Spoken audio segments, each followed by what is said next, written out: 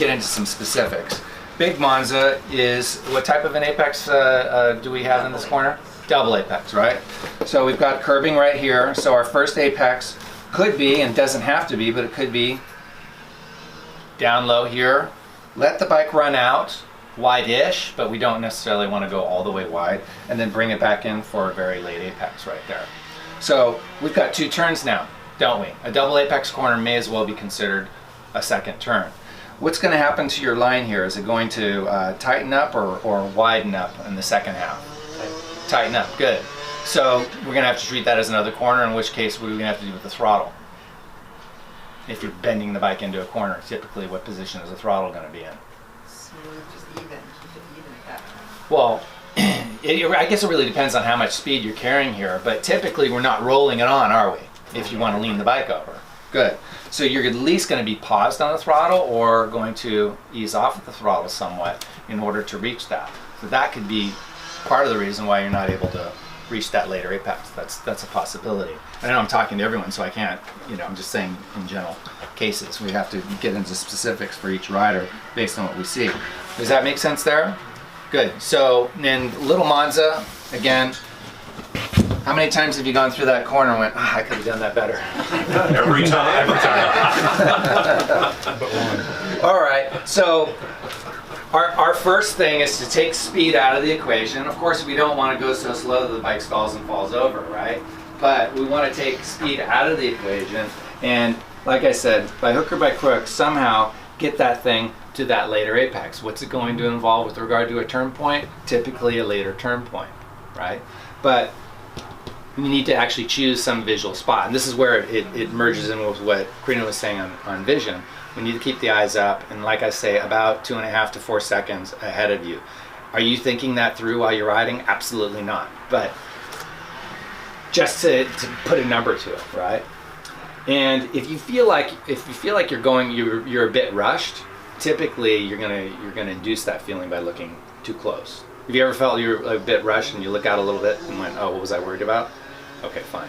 That's a very easy way that you can judge that on your own. In any case, this is where we're going to be trying to get our work done, our sacrifice and our speed, get the thing really pointed so that it can come back in. So there's a bit of a long sort of delay, sacrifice right here to get the thing pointed. And really all your job is get the bike to arrive somewhere in this neighborhood so that you can get through this important section here. So this whole part right here is a sacrifice to arrive there. Any questions on that? Okay. A corner where it's not so much of an ultra late apex would be this faster sweeper here. It doesn't mean we want to have an early turn in an early apex, but it is an area where you're not going to have to sacrifice a tremendous amount of speed in order to get through that corner. It's a little bit more of a momentum type turn. Any questions about any of these corners specifically that you want me to go over? I mean, I went over the 2 toughest ones. How about the sandbox here? Is that what that's called? Yeah. Yeah, because the middle's all gravel, so it's a big sandbox. They call it the sandbox. Yeah, Yeah. that's cool. Congrats on. There's something about this corner, and it's a slippery corner, by the way. So if your confidence is low, that's an appropriate response to it. And there are little sort of micro indicators you're going to get from the motorcycle and how the tires feel through the bars when you go through that corner that doesn't inspire confidence.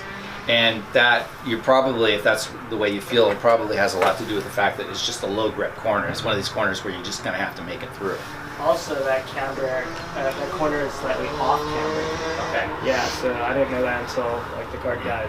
So it's leaning, it's going. It's slightly away from, especially when we get used to all these bowl turns here. Okay. Yeah, that one's slightly off camber actually. Yeah, so if you put a basketball right here on a windless day, where's it going to go? Right? You put a basketball here, it's going to stay there, right? It's not going to roll to the outside. This is one of these corners where you just kind of have to make it through.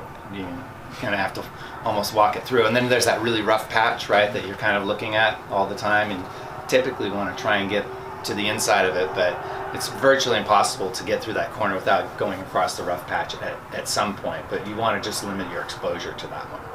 But that's definitely not the corner to make up a bunch of time.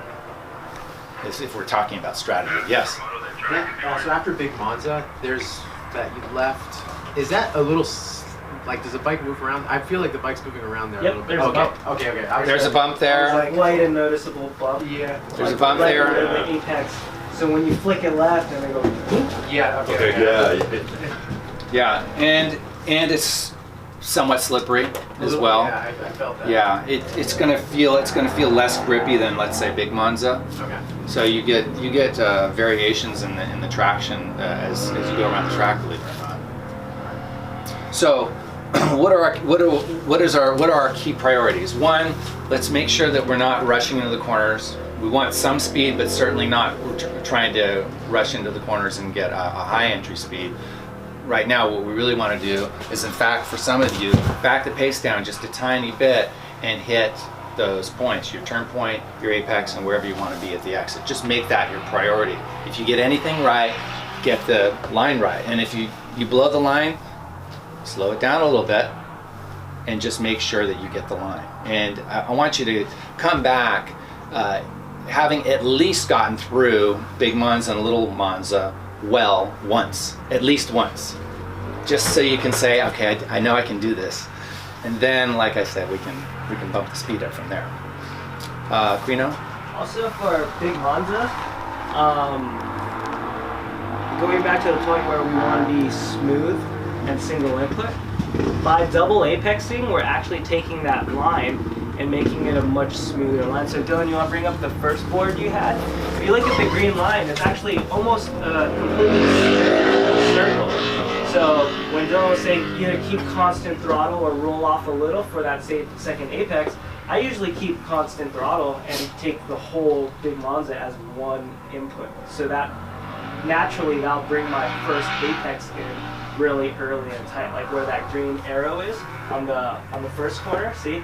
So a lot of you guys are taking the red line and scrubbing off a lot of speed, and then you guys turn in like, oh, that was really easy to turn in, but it catches up to you on the second apex, right? Then you have to work a lot harder to get the bike turned over, versus apexing early on the green line, maybe braking later, letting that speed drive you up the hill and scrubbing it off as you're turning in, and let the gradient and the camber, slow your bike down and help you get the bike turned.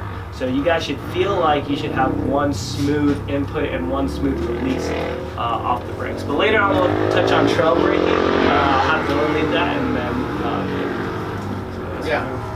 You know, when I come up the top of that hill, I just really get this urge to crank it when I'm coming down. But then it helps drive you down too. Yeah, but then the problem was I was going too fast when I hit the apex, and I had to really brake, and that ruined my entry to that left-hander. Yeah.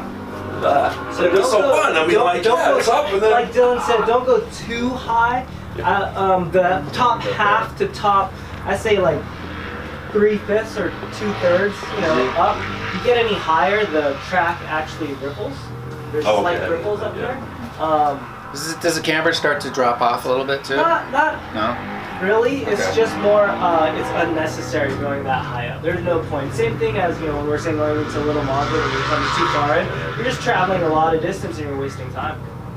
So it's better to slow it down, have a little safer speed, and feel comfortable moving the bike over. get on the gas on the exit. So what is your one and only job when you go out there? Like in a general sense? To not die. Well, get those lines, right?